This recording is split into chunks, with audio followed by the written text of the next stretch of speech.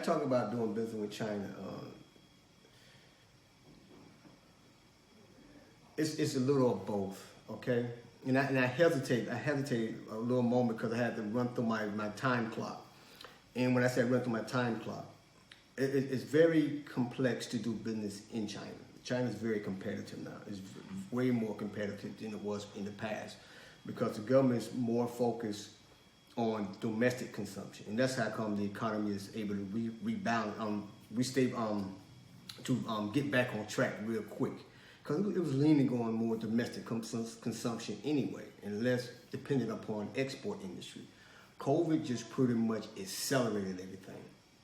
It just pushed everything like 10 to 15 years, in my opinion, 10 to 15 years faster. The country was going again, so yeah, they still rely on export, but it's not really pushed because they're producing products and things that are now geared towards the domestic market. Now, if you're going to enter China, it has to do more with the service industry. You have to be a service and trade, but because of COVID, that kind of reduces the opportunities that you have.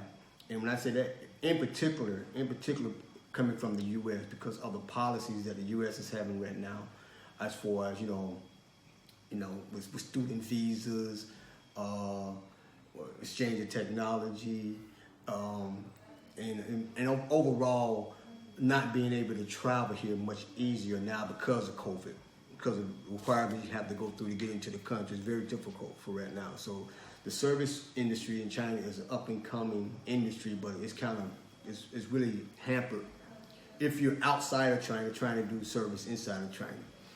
However, when I was talking about the import part, it's two facets. It's a lot of facets in this import industry. It all depends on where people want to come in at. Okay, either you're talking about the end product. Okay, well most people will say, okay, I'm having something made and it's being imported to me. That's the end product. You send your specs or your requirements and you get something back. That's the end product. The other part is have the machinery to produce what you want to have, say in eastern part of North Carolina. You got to get the machinery in, right, to have something done. And now on top of getting the machinery in, you got to have people trained on how to operate the machines. That's a whole different. And then you produce your end product. Okay, so that's one aspect. That's another aspect. The other aspect is actually getting the raw material to support the machines that you have to produce the end product that you have. Now, I'm looking at it, for as Black Americans, it's two things that we could do.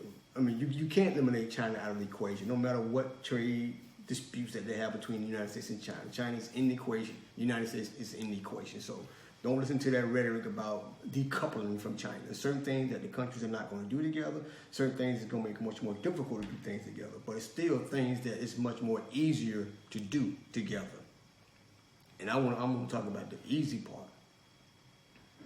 Okay. Now, as far as your food truck, you're going to need supplies. Some of those condiments and all that stuff you can get from within the U.S. But when you're looking at food packaging, you got to look at how useful it is at the end of the day. At the end of the day, when I say at the end of the day is, can someone come pick up your food, put it in a package, put it in a refrigerator, take it out of the refrigerator in the same packaging, put it in a microwave or in an oven, and reheat their food. The only product that allows you to do that is aluminum foil. You can't put styrofoam inside of an oven, conventional oven. You can't put paper inside a conventional oven. But you can put aluminum foil package inside that, right? Now, we use aluminum foil a lot.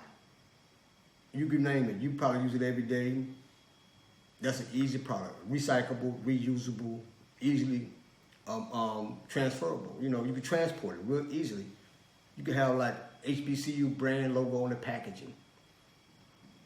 And you can go to all HBCUs could carry it. You can get it to the churches. You get it to Divine Nine organizations.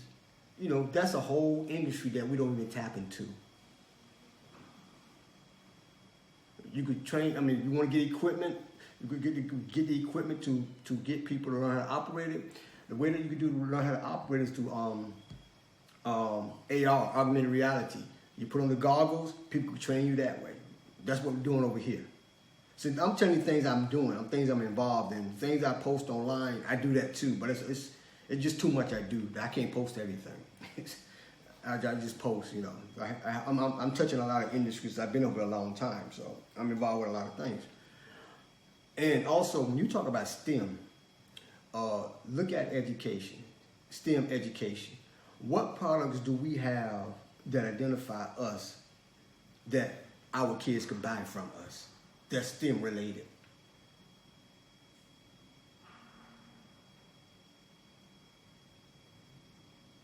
That's taking too long.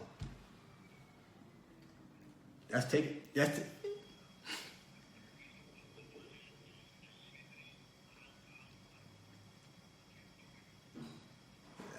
too long. That's what I'm saying. See, those the type of things that they have over here, the type of things that they're doing over here, is easily transferable to our community because it's just repackaging in the sense.